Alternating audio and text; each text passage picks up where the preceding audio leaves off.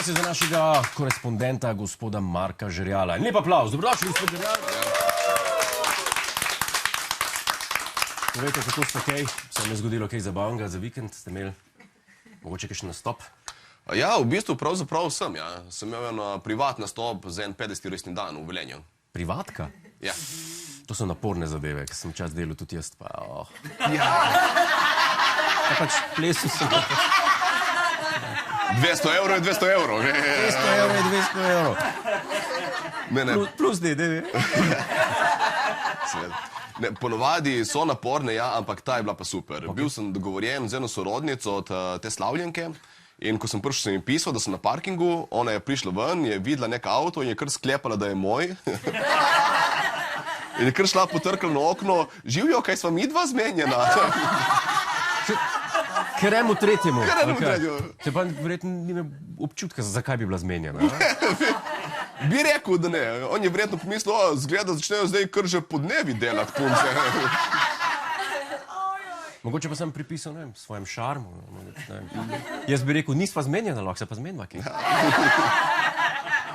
Po mojem človek gledal na GPS, čakaj, ker sem že na Koroško prišel. No, me veseli, da sem vprašal. Kaj ste pa pripravili nocoj za nas? Gospod Godler, tokrat sem se odločil, da sem posvetil slovenskemu šolstvu. Ker, kot vsi vemo, ima nekaj težav, kot recimo preobremenjenost otrok z nepotrebnim učenjem, zastarela učna snov in nevzgojeni učenci. Ampak brez skrbi, ker obstaja rešitev. Glede na to, da prihaja konec šolskega leta in se bojo šole zaprle čez poletne počitnice, predlagam, da jih preprosto ne odpremo nazaj. Enkrat za vselej odjebimo javno šolstvo. Gospod Žerjal, vi bi... Ja, dajmo ploskati. Vi bi kar komplet šolstvo ukinili, pa ne morete to narediti. Niso to NVO-ji ali pa vojska. Mi dejansko rabimo šolstvo. Že, ampak problem pri javnem šolstvu ni ta šolstvo del, ampak tisti javno del. Aha. Morate razumeti, gledajte, jaz sem mislil cel mladost, ko sem bil otrok, da beseda javno v slovenščini v resnici pomeni v k***cu. Mi bo žal, če bom vprašal, kako je do tega prišlo, da ste to mislili? Ja, preprosto, ker sem poslušal moje starše, ko so se pogovarjali. In so rekli, da so naše ceste javne, da je naše zdravstvo javno, da je RTV javna in sem rekel, aha, ja, vem, kaj imajo te tri stvari skupnega. Brez zamere, ampak meni se to ne zdi zelo verjetno. Ko ste lahko imeli kot otrok mnenje o kakovosti RTV programa? Ja, gospod Godler, vam nisem še nikoli povedal, kako sem jaz začel govoriti italijansko. Ne, niste. Marsikaj ste me naučili, povedali mi pa niste. No, to je bilo tako, da ko sem bil otrok, nam je doma lovilo tudi italijansko televizijo in sem se rajši naučil novega jezika, kot pa da bi gledal slovensko. No, in ko sem prvič šel v šolo in sem videl zdolgočasene učiteljice, dotrajane klopi in zemljevide iz Avstro-Ogrske, sem si takoj rekel, to mi tudi izgleda malo javno vse skupaj. In sem imel prav, tako da, kakšno naključje. Ja, lahko se strinjam, da slovenske šole res mogoče niso idealne, ampak če jih kar ukinemo, kdo bo lahko bolje poskrbel za izobrazbo otrok? Izkaže se, da je odgovor na to vprašanje dobesedno kdorkoli. A res? Iz tujine imamo res precej podatkov o akademskih uspehih otrok, ki se šolajo od doma in čisto vedno pometejo z otroci iz javnih ustanov.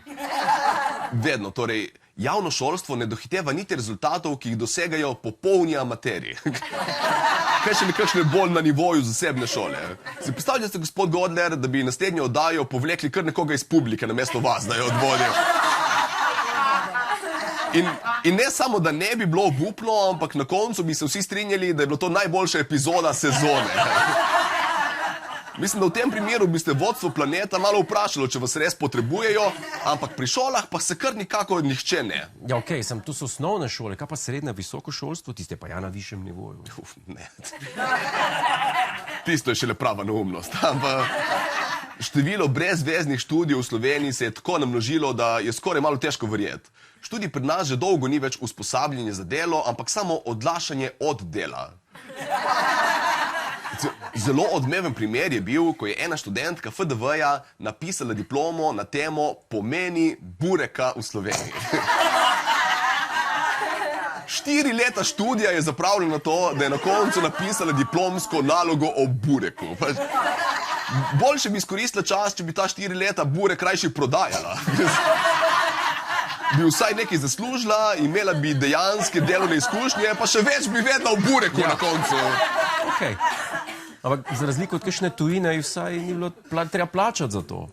Ja, res je, in to je mogoče prav najslabši del. Ker na koncu nekdo, ki od 16. leta peče burek, plača nekomu na FDV-ju, da piše diplomo o pomenih bureka v Sloveniji. Sigurno je po celem dnevu stanja pred pečjo naravnost navdušen, da gre njegova težko prislužena plača pravim burek strokovnjakom. Najlepša hvala, gospod Žerjav, za vaše globoke misli, kot vedno. Hej, preden greš, klikni tukaj in se naroči na naš YouTube kanal. Imamo pa tudi TikTok, Instagram in Facebook, tako da le urno.